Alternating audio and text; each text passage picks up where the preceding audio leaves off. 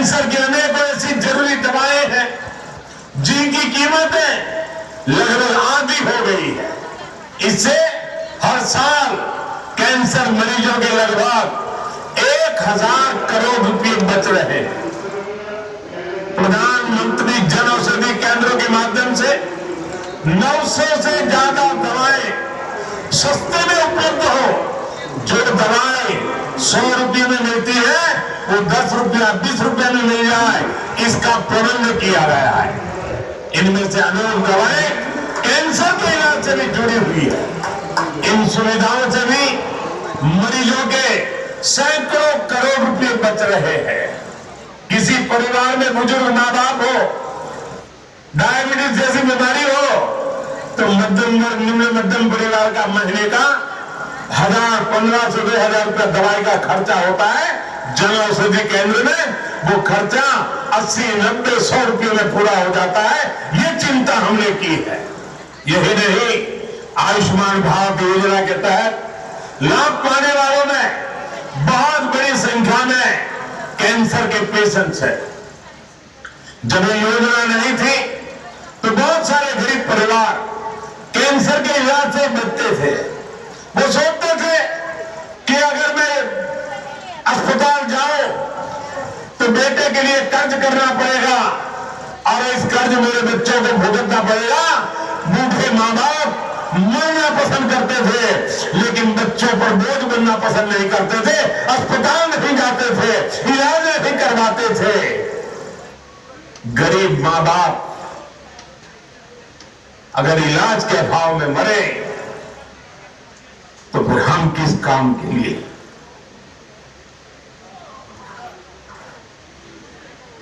विशेष रूप से हमारी माताएं बहनें, वो तो इलाज ही नहीं करवाती थी। वो देखती थी कि इलाज के लिए कर्ज लेना पड़ता है, घर जमीन बेचनी पड़ती है। हमारी माताओं बहनों बेटियों को इस चिंता से भी मुक्ति करने का भी काम हमारी सरकार ने किया। भाइयों और बहनों, आयुष्मान भारत योजना से सिर्फ मुफ्त इलाज नहीं मिल रहा है, बल्कि कैंसर जैसी गंभीर बीमारियों को शुरुआत में ही डिटेक्ट करने में भी मदद मिल रही है। असम सहित पूरे देश में जो हेल्थ एंड वेलनेस सेंटर खुल रहे हैं, उनमें 15 करोड़ से अधिक साथियों की कैंसर से जुड़ी जांच हो चुकी है। कैंसर की स्थिति में तो ये बहुत जरूरी है कि जल्द से जल्द बीमारी का पता चले।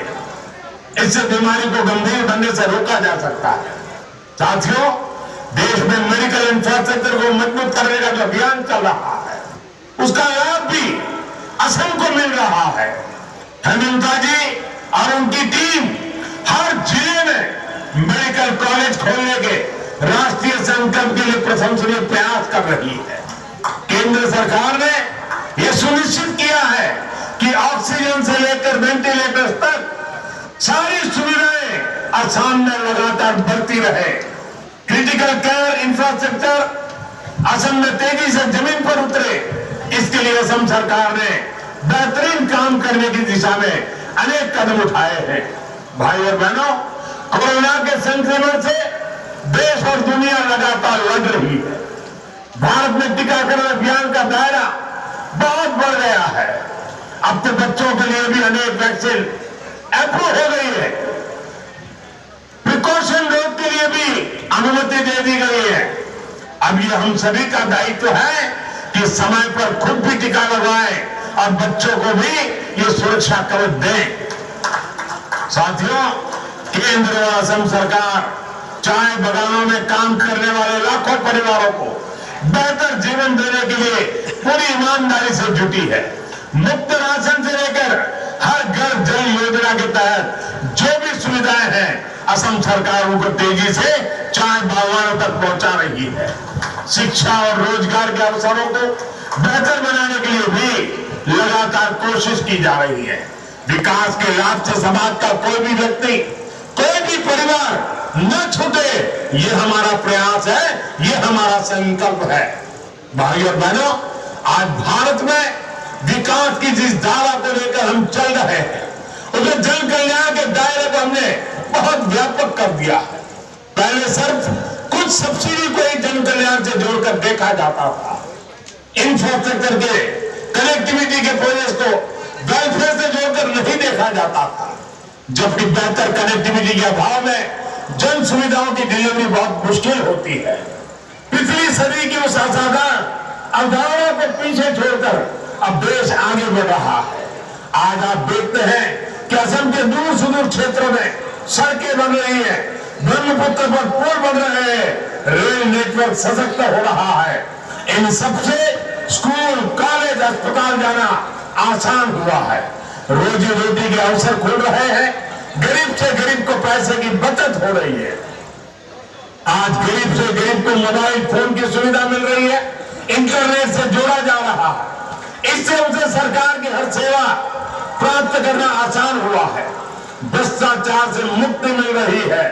भाई और बहनों, सबका साथ, सबका विकास, सबका विश्वास और सबका प्रयास की सोच के साथ हम असम और देश के विकास को गति देने में जुटे हैं। हमारी कोशिश है कि असम की कनेक्टिविटी सशक्त हो, यहाँ इन्वेस्टमेंट के नए अवसर बने। असम में निवेश के लिए अनेक संभावनाएं, इन संभावनाओं को हमें अवसरों में बदलना है। चाहे हो ऑर्गेनिक खेती हो, ऑयल से जुड़े उद्योग हो या फिर टूरिज्म, असम के विकास को हमें नई बुलंदी तक ले जाना है। साथियों, आज असम का मेरा यात्रा मेरे लिए बहुत यादगार है। एक तरफ मैं उन लोगों से मिलकर के आया हूं जो बम बंदूक का रास्ता छोड़ करके शांति की राह पर विकास की धारा में जुड़ना चाहते हैं, और अभी मैं आप लोगों के बीच में हूं जो बीमारी के कारण जिंदगी जो में जूझना न पड़े, तो उन पर सुख शांति की व्यवस्था हो, और उसमें आप लोग आशीर्वाद देने आए। बिहू अपने आप में सबसे बड़ा उमंग और उत्सव का त्योहार, और आज हजारों माता बहनों ने, मैं असम में बहुत सालों से आ रहा हूं, शायद ही कोई बिहू ऐसा हो जब मेरा उस समय आसाम का दौरा न हुआ हो, लेकिन आज मैंने इतनी बड़ी तादाद में एक साथ माताओं बहनों को बिहू में झूमते हुए देखा। मैं इस प्यार के लिए, इस आशीर्वाद के लिए विशेष करके आसाम की माता और बहनों को प्रणाम करता हूं, उनका हृदय से बहुत बहुत धन्यवाद करता हूं। साथियों, एक बार फिर सुनारतन चागा जी खुद यहां पहुंचे। उनका नाता चाय से शुरू हुआ और चाह तक विस्तृत हुआ है, और आज आपके सुतम स्वास्थ्य के लिए भी वो हमारे साथ शरीक हुए हैं। मैं उनका भी स्वागत करते हुए एक बार फिर आप सभी को इन अनेक नई सुविधाओं के लिए बहुत बहुत शुभकामनाएं देता हूं। बहुत बहुत धन्यवाद। मेरे साथ पूरी ताकत से बोलिए, भारत माता की, भारत माता की।